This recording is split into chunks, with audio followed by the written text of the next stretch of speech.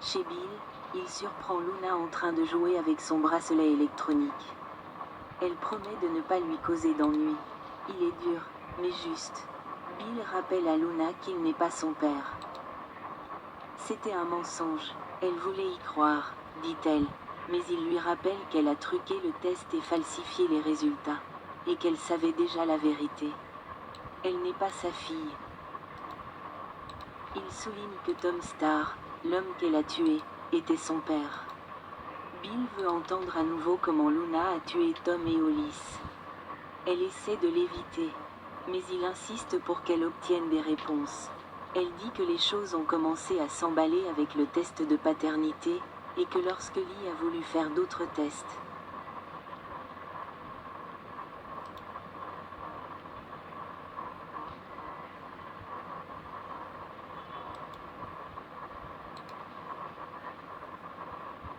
Luna avait déjà 2 longueurs d'avance sur tout le monde car elle avait le faux test trouvé sur le dark web.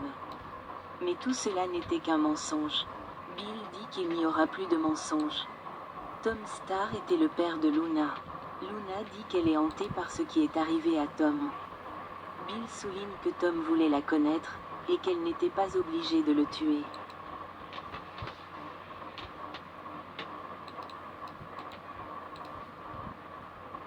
Luna dit qu'elle était si heureuse de vivre dans le mensonge avec Bill comme père et humiliée avec Tom comme père qu'elle a paniqué.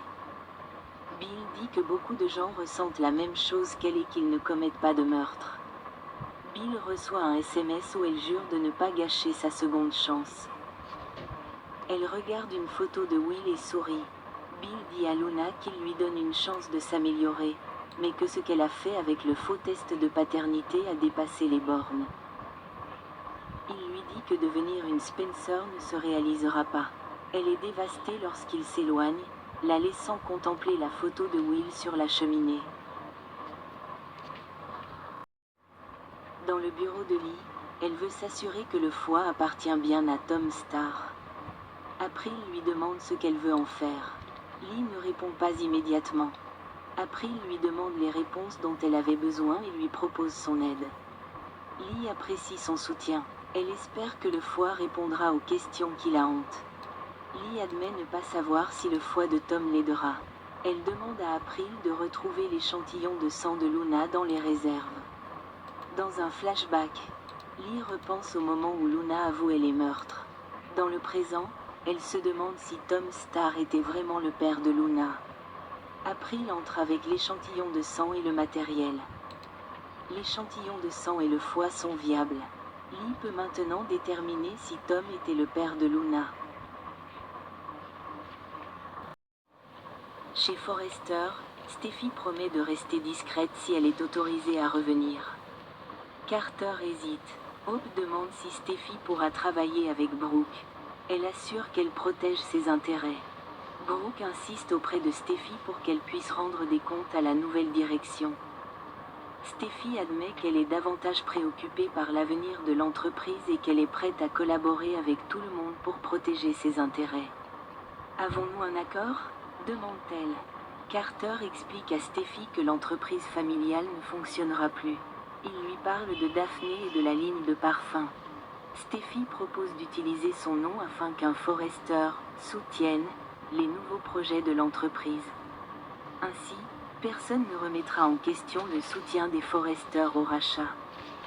Steffi se dit réaliste et, contrairement à son père et à son grand-père, elle ne restera pas les bras croisés à attendre des poursuites judiciaires. Elle va veiller à ce que l'entreprise ne coule pas. Carter apprécie l'offre et le raisonnement de Steffi.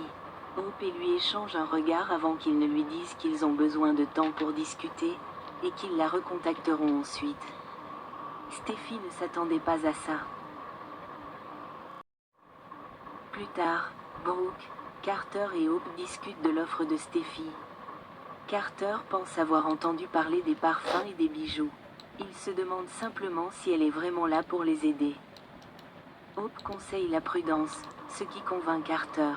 Il ne peut faire confiance qu'aux personnes présentes. Hope se demande pourquoi Steffi est si réceptive. Steffi, quant à elle, explique à tout le monde que ce n'est qu'une question de temps avant que l'entreprise ne leur appartienne à nouveau.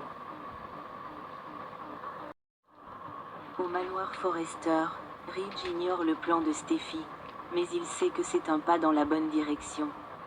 Zund ignore le plan, et Eric lui assure que c'est probablement le sien. Eric dit que Steffi va prendre tout le monde par surprise dans l'entreprise.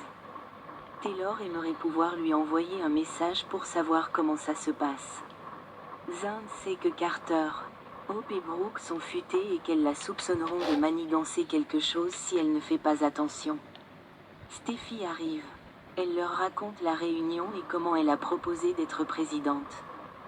Zund est étonné qu'elle ait proposé de travailler avec eux.